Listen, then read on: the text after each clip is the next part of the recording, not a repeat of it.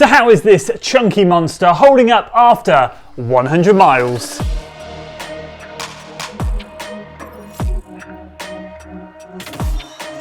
So welcome back to another long-term running shoe review. This is the Brooks Hyperion Max and I'm giving you an update on this shoe after 100 miles. This has been a staple in my marathon training running shoe rotation over the past few weeks, by the exception of 1 week. I have used it and really enjoyed it, but I haven't quite used it how I thought I would use it. I want to share all the details with you today and of course provide you with an update on the wear and tear of the shoe, give you more detail on how I've been using it and if, the main question being if I will continue to use this shoe moving forwards. And so we'll go through all of that today, plus share with you a shoe that I think this is very, very similar to, one that I don't think many of you will be thinking about too much in terms of comparison. And I'll give you my thoughts stacking that one against that as well. So if you're excited for today's video, guys, make sure you give it a like, share it with your friends, and of course subscribe to the channel for weekly running content. Let's dive in. So the wear and tear, this shoe has held up really well. It's quite a chunky shoe. I called it a chunky monster in the intro, and that's exactly how it feels, especially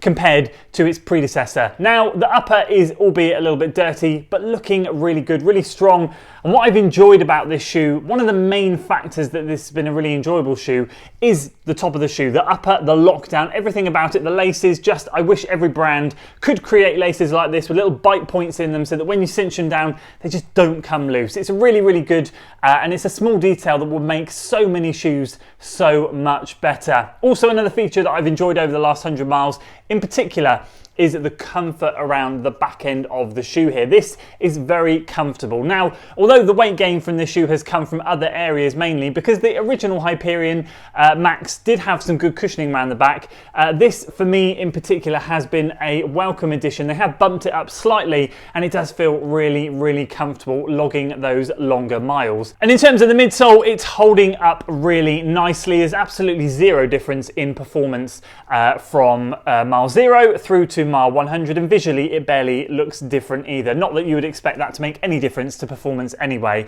The speed vault board has been interesting, and the wider platform, it's been an adjustment getting used to this from the previous version. I have to admit, it took me a while to wrap my head around the fact that this is basically a completely different shoe.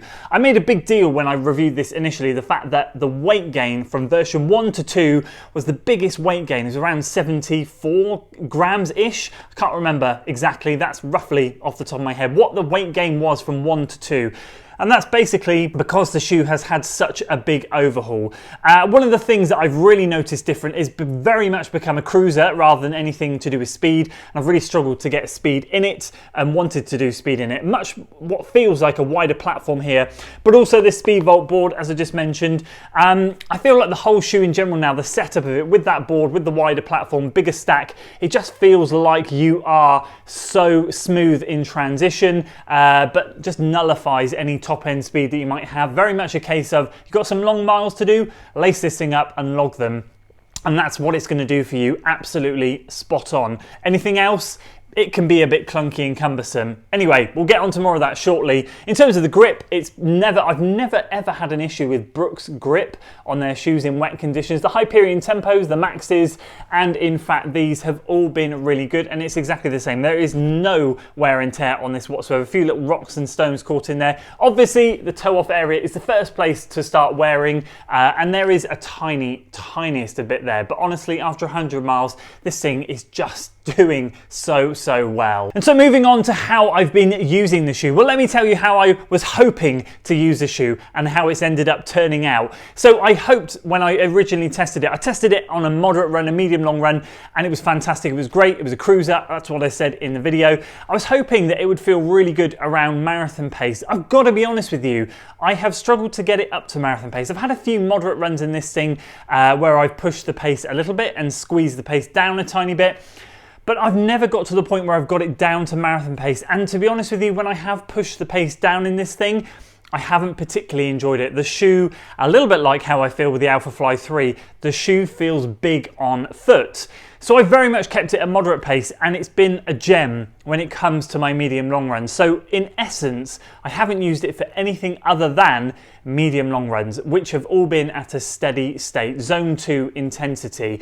And that's where this thing has come from. Also, bear in mind, when it comes to the wear and tear on the shoe, yes, I've got 100 miles in it. However, those 100 miles have been made up of 10, 11, 12, 13 mile plus runs. So I've probably got, let's say, 10 or 11 runs in it to get it to this point. Whereas a lot of people might have done shorter 4, 5, 6 mile runs in it and therefore put more runs in the shoe to get it to 100 miles. And therefore you might see a little bit more wear and tear on that. So just keep that in mind as well. But yeah, in terms of the way it's been used, as I said, it's been such a good cruiser. I've loved lacing it up. I'm limiting the amount of time I spend in plated shoes in training in general. I'm starting to practice in my carbon racing shoes now once a week, and these are also getting a once a week feature. But honestly, the other shoes in my rotation have meant that I've not wanted to select this for anything other than the medium long run. So that's how it's been used, zone 2, longer steady state runs. So will I use this shoe moving forwards? Will I continue to lacing it up? I'm kind of on the fence with it really, and I never thought I would say that. I probably will, but there are other shoes in my rotation, like last week as an example, that I took out the Noosa Tri 16 on the medium long run instead of this one, which is why I said at the beginning I've used it every week bar 1 week, and that was last week.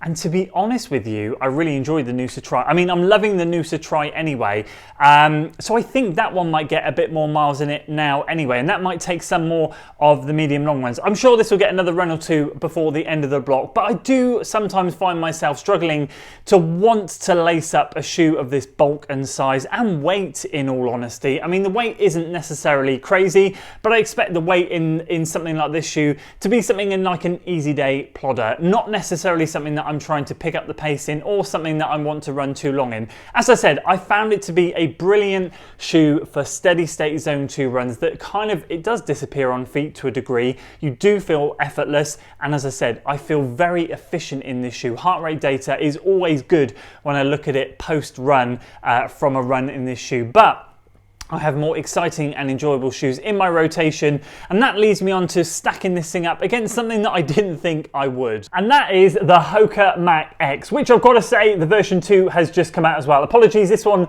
is still a little bit dirty, but my word, these two shoes are very similar indeed. We've got a very similar setup in terms of we've got that sort of plastic, nylon, PEBA, whatever plate that they use in these shoes. And I found myself using the Mach X just for very similar runs like I did with the Brooks Hyperion Max. But straight up, being honest with you, I've got to say I had a blast running in this shoe, and I did find that I could pick up the pace, and it was a little bit more versatile than what I find this Brooks Hyperion Max 2 to be. I'm not knocking this shoe, I do find it very, very enjoyable, and it is a great one, but I've got to be honest with you, if you're looking for something with a plate in it, that's not carbon, that is going to soak up some longer miles, I have to be honest with you, I did find this one to be extremely enjoyable. Both of these shoes, pros for both of them, they both have great grip. Again, even though the tread pattern on the Mach X isn't particularly good, I've never found it to be an issue in wet conditions. As you can see, with the mud, dried mud on the shoe, I used it in some wet conditions. Muddy conditions, it was used through into winter last year.